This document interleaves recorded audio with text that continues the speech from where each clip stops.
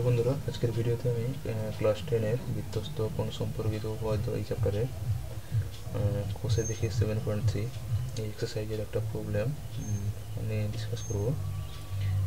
তো প্রবলেমটা কি বলেছে দেখো। তো বিগত কয়েকটা ভিডিওতে আমি এই চ্যাপ্টারে নিয়েই আলোচনা করছি।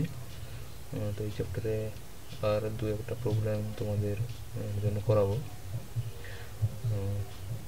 তারপর নেক্সট যে উপপাদ্যগুলো আছে বিধ্বস্ত চতুর্ভুজ সংক্রান্ত উপপাদ্যগুলো আছে, তো সেগুলো নিয়ে ডিসকাস করবো। তো যে অনেকগুলো ভিডিও আমি তোমাদের জন্য ক্লাস 10-এ মূলত অনেকগুলো ভিডিওই আপলোড করেছি। তো সেগুলো তোমরা দেখবে, যদি কারোর কোনো কাজে এগুলো লাগে, যেগুলো কেউ যদি না পেরে থাকো, বিশেষত এক্সারসাইজের প্রবলেমগুলোর কথা বলছি।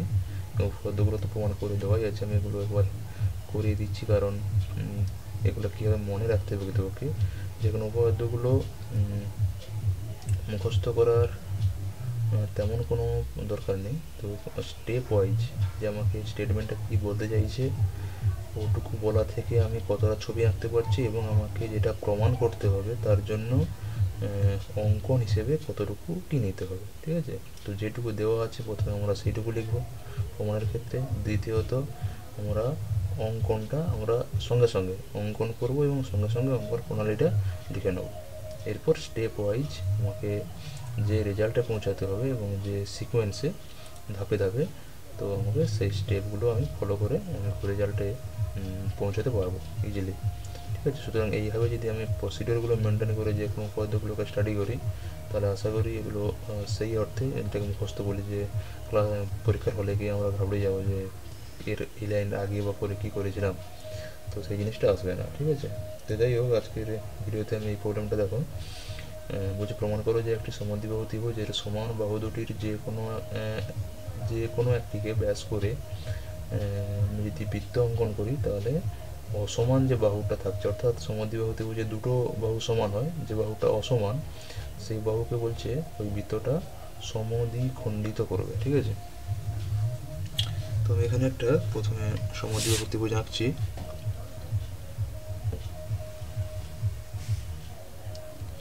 একটা সমদ্বিবাহু ত্রিভুজ,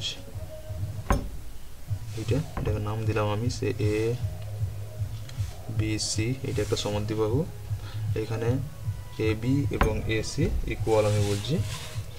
আমাকে দেখাতে বলেছে যে এ বি কিংবা এ সিকে ব্যাস করে যদি বৃত্ত আঁকি, তাহলে এই যে বিসি এটা অসমান বাহু, এটাকে সমদ্বিখণ্ডিত, অর্থাৎ বিসির মিড পয়েন্ট দিয়ে বৃত্তটা যাবে।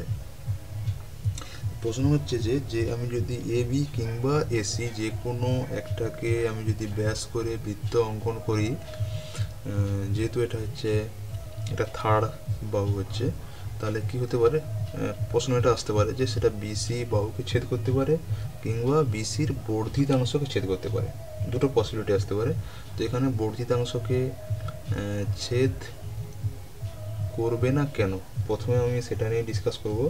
নেক্সট, যদি বর্ধিতাংশকে ছেদ না করে অবশ্যই তাহলে বিসি বাহুকে ছেদ করবে, দুটোই পসিবিলিটি এখানে, ঠিক আছে। তো আমি এখানে যে কোনো একটাকেই ব্যাস করে আমি আঁকছি। তো আমি ধরে নিলাম যে এ বিকে ব্যাস করে আমি আঁকছি। আমি তা লিখে নিই, এটা ধরি এ বি সি হলো একটি সমদ্বিবাহু ত্রিভুজ যার কোন বাহুগুলো সমান বলছি আমি, এ বি আর এসি সমান বলছি। তো এ বি এবং এসি যদি সমান হয়, তাহলে কোন কোণগুলো সমান হয় এখানে, তাহলে এ বি সি কোণ ইকুয়াল টু এসি বি কোণ, ঠিক আছে।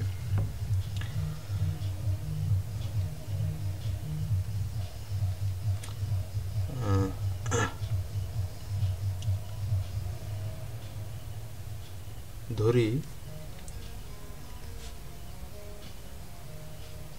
এ বি কে ব্যাস করে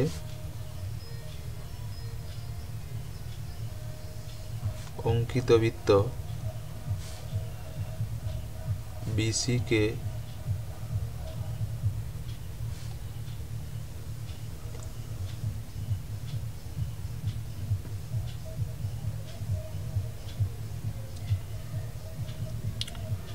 বিসিকে ডি বিন্দুতে ছেদ করেছে, ঠিক আছে।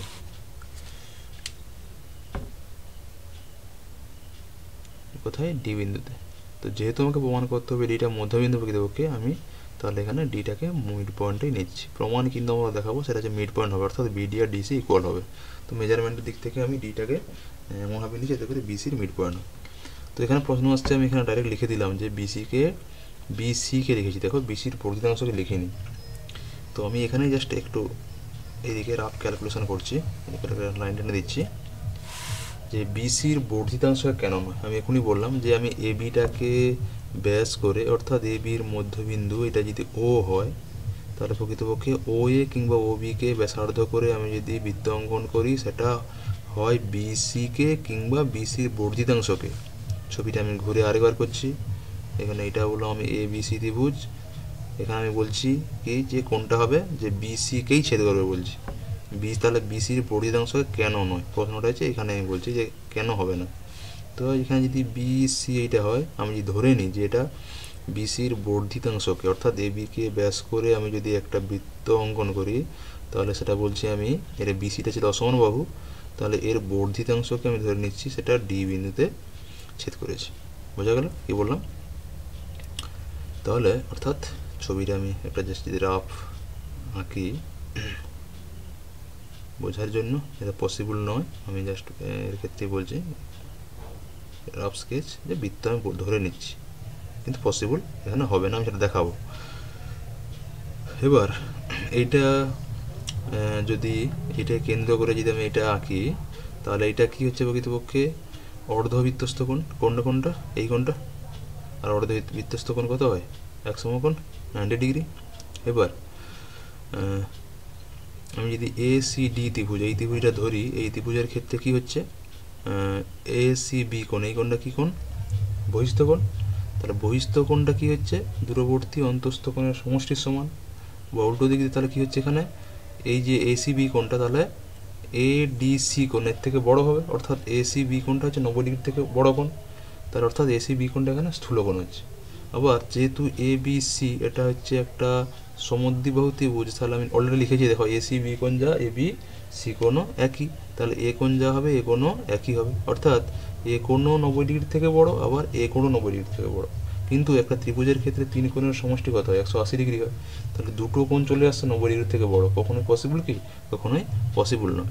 তো সেখান থেকে আমরা কন্ট্রাডিকশানে আসছি যে কখনোই এবিকে ব্যাস করে কিংবা সিমিলার কেস এসিকে ব্যাস করে যদি আমি বৃত্ত অঙ্কন করি, সেটা কখনোই এই যে অসমান যে বাহুটা আছে তার বর্ধিতাংশকে কখনো ছেদ করবে না, ছেদ করবে ওই অসমান বাহুটাকেই ছেদ করবে, ঠিক আছে। এই জন্য আমি ডাইরেক্ট এখানে লিখেছি যে এটা হচ্ছে বিসিকে ডি বিন্দুতে ছেদ করেছে, ঠিক আছে।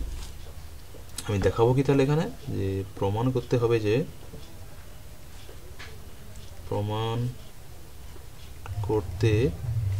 যে কি যে B D equal to DC, এইটা আমাকে প্রমাণ করতে হবে, ঠিক আছে।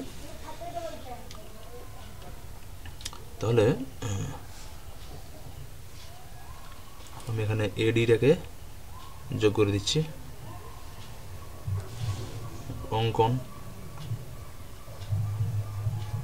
অঙ্কন এটা কি বললাম? এডি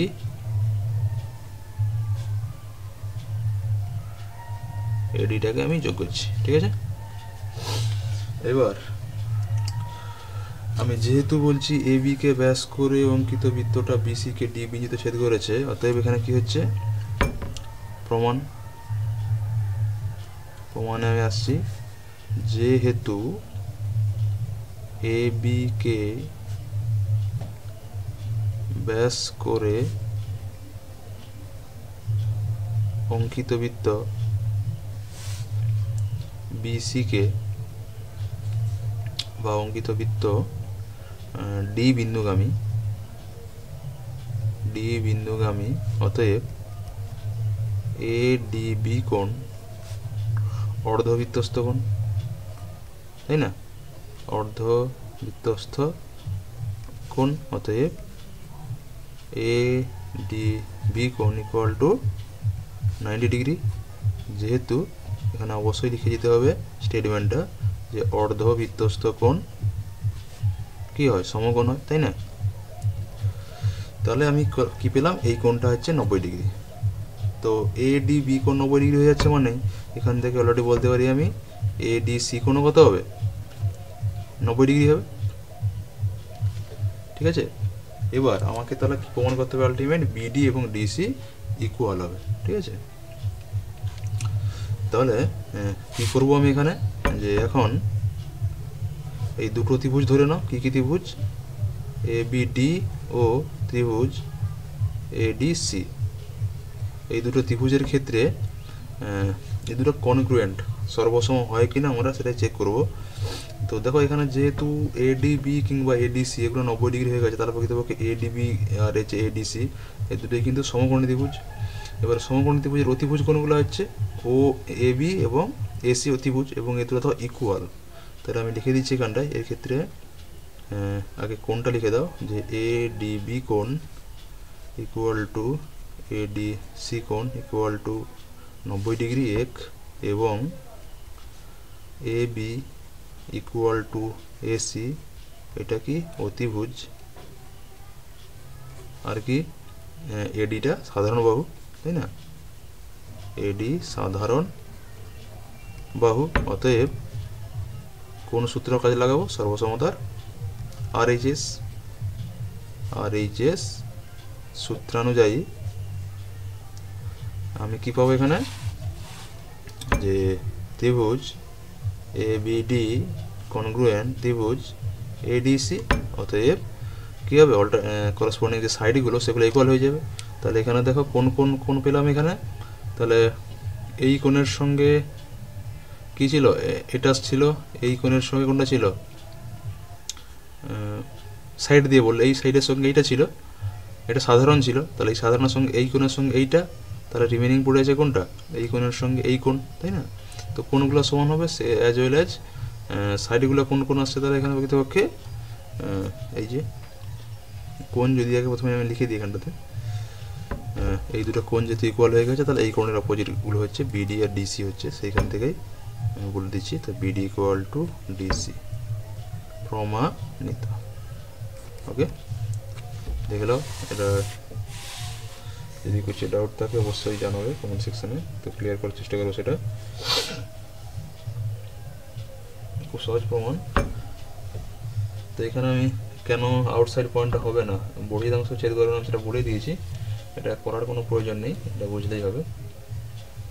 বা কেউ যদি পরীক্ষা হলে করতেও চাই যে এটা যে বর্ধিতাংশকে ছেদ করবে না, করলেও প্রমাণ করলেও করতে পারে, কোনো অসুবিধা কিছু নেই। ঠিক আছে, তো আশা করি এটা বোঝা গেছে সবারই।